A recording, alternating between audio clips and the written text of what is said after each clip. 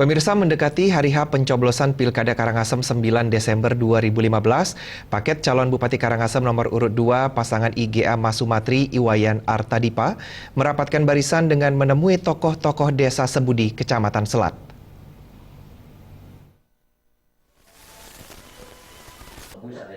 Calon Wakil Bupati dari paket Mas Dipa Iwayan Artadipa menguraikan perbandingan hasil capaian pembangunan di Karangasem yang selama ini masih jauh dari manfaat meningkatkan kesejahteraan masyarakat.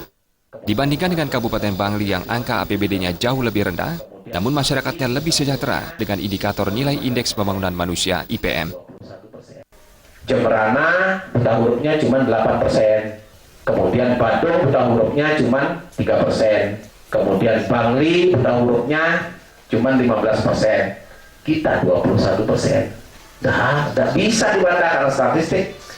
Kemudian APBD yang bayangkan semua, anggaplah Gianyar 1,4 triliun, kemudian Tabanan juga 1,45 triliun, kemudian kita 1,3 triliun, Jemberana cuma 0,83 triliun, jadi jauh itu teh. Nah, Bangli 900, tetapi jika dihadapkan kepada pendidikan, kita kok juru kunci jauh sekali. Sementara PAD Karangasem saat ini masih jauh dari mencukupi, kini masyarakat diresahkan dengan isu penutupan usaha galian C ilegal.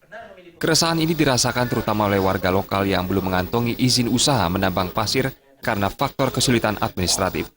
Calon Bupati Karangasem dari paket Mas Dipa, I Gusti Ayu Mas Sumatri memberikan kepastian kepada masyarakat untuk tetap meneruskan usaha menambang pasir dan akan membantu pengurusan perizinan asalkan sesuai dengan batas wilayah ketinggian yang ditetapkan demi terjaminnya kelestarian lingkungan.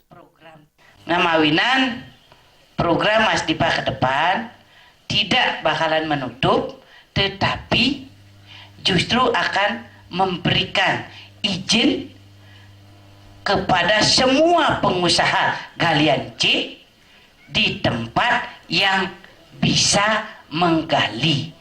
Dia akan diberikan izin, tetapi pada tempat yang bisa digali sampun nika.